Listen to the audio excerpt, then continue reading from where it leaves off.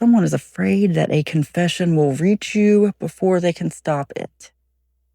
There's temporary distance. Could be you blocked them, or really I'm getting just location difference. Maybe someone that you sort of lost touch with. They want to know what you heard. They're very concerned about their reputation. But here's the real story. Mind games. The message I'm getting, though, is that if you do hear about this, and you know who it is if it's for you, as all my readings, someone came into your mind, usually very quietly. Whatever you hear about them, take with a grain of salt, because there are always two sides to every story, and they're afraid that they're not going to get to tell their side. And they do have a side, even though they may have been at fault in some way, or there may be some truth to the story. There is definitely a different side. There are several sides, but also know that they play mind games. There's been a little bit of that.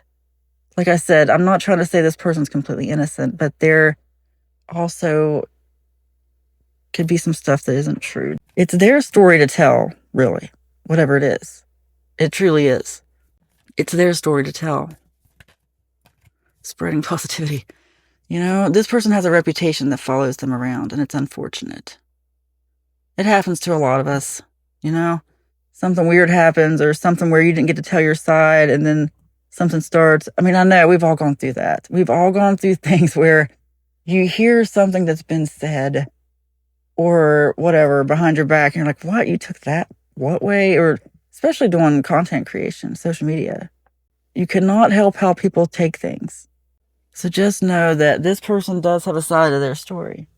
And also, we're so quick to just jump to conclusions based on nothing but a little soundbite. Oh, it's gotten so much worse lately.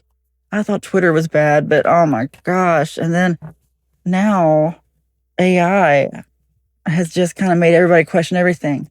For anybody who thinks I'm an AI, I must be thinking of this for a reason. Okay, look. First, let me read this, and I'm going to go back to that because it must be involved here somewhere. It's complicated. Supportive circle. Drifting apart. Unspoken tensions. See, they feel like they can't come right back in and talk to you because they feel like they're not in your supportive circle anymore.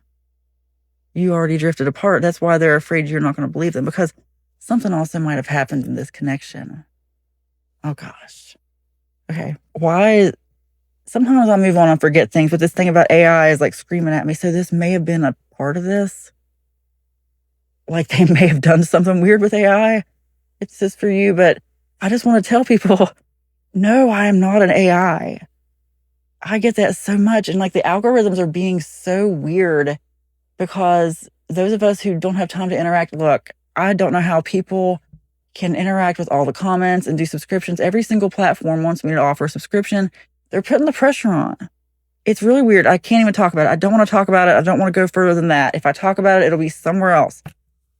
My own website or something. But I'm just going to say, each one of these platforms right now, they want you to basically be held captive to that platform and nothing else. Like the amount of content they want from people has gotten unreal because they want you just working constantly. And I think part of it is because there's just so much more content these days. There's so much more to compete with.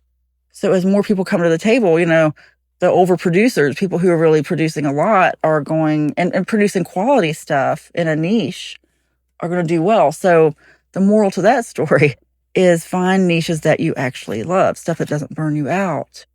But no, I'm not an AI, and I know how to use AI responsibly. I'm not saying I don't ever use it for anything, but I use it as a creative partner, not a creative solution. And I really don't even use it much at all anymore. Some weird stuff's happened lately on ChatGPT that I don't know if I trust. And that's all I'm going to say. I can't talk about it here. Like stuff I was told was correct with sources, I'm now being told is fake. With sources. It's like they were listening and decided to call certain things fake news and decided to put proof out there. Anyway, somebody needed to know that. I got to just put little droplets in there of stuff that's really important, guys. But about AI, and this must somehow also relate to this reading, because that's going on a lot lately. AI is just completely just bulldozing all of us right now. If you're not affected by it, I don't understand how. especially if you're watching this, because I keep getting people who say this to me. I don't think there is a program in existence that would create videos like this. Like Sora, just so you know, just let's give you some AI education. If anybody knows differently, let me know, because I need to stay on top of this stuff too. Like, they're getting so realistic. Like Michael Jackson stealing a bucket of chicken. It's hilarious, and it looks just like Michael Jackson. And I have a feeling if Michael Jackson actually saw it, he would also think it was hilarious. I mean, it is funny, but it's AI.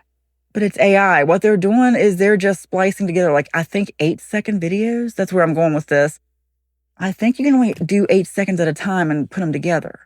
I've even thought about doing it just from an artistic perspective, because we have now creative tools to use that we never had before. Oh my gosh, you can just speak your ideas into existence, literally. What a time to be alive. The problem is it's turned a corner where everybody's questioning everything is AI that isn't AI. Like, I don't know how you would do this AI. I mean, that software is probably coming. But honestly, I wish I could use AI for certain things, because it made me feel like I had a helper there for a minute, because I did use it for a few things. Like I said, creative partner, not solution. And that's how I know it's changed too, because I wouldn't use it for anything now. Not like that. What I'd probably do is go back through some of my old notes and do some videos about that somewhere. Some very important stuff that has been deemed fake, that I know why it was deemed fake. So anyway. Maybe you feel like AI is playing mind games with you. I just keep going with that. Like, just know that, like, if you're seeing videos that are over 8 seconds long, I think Sora is free. I'm not sure, but there could be longer ones. But this person might be trying to play the same games with you. Might have used something against you AI wise. Might be trying to talk you into AI. Okay. And also, if you're a content creator, AI really has gotten harder to monetize for people. That's why I've never gone that route. I feel like they're trying to really take us digitally. Like, I feel like they're really trying to get our digital imprint. But here's the thing. I saw somebody say, oh, it's going to be so easy to frame people with stuff. No. Here's the thing about that. We've already turned this corner where people question everything as AI. I wish I could save myself time and just do an AI of myself. I do. Because then I could do all these scripts and stuff I've written. And I've got so many inside me that I haven't even written. Do you know how much easier it would be if I could just use an AI of my face with an uploaded script? And I would love to do that.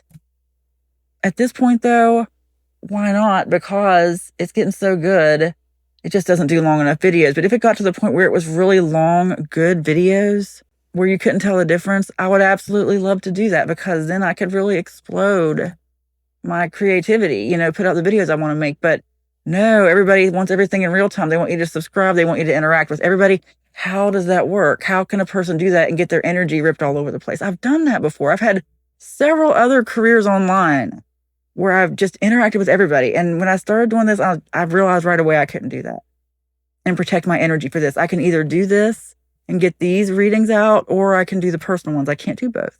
And I feel like that's normal and natural. And people should realize that there's just a lot we don't know about the psychology of content creation and working for yourself and being by yourself a lot and doing nothing but creating videos where all you're doing is like editing and recording videos in your sleep. Somebody needs to hear that too. I know I'm talking to other content creators or people who think about creating content, because I guarantee no matter who you are, if you have ever watched a video, at some point you have thought about creating a video. And I just want you to know, no matter how you monetize it, and there are various ways to do that, they are trying to burn everybody out. There is burnout, creative burnout.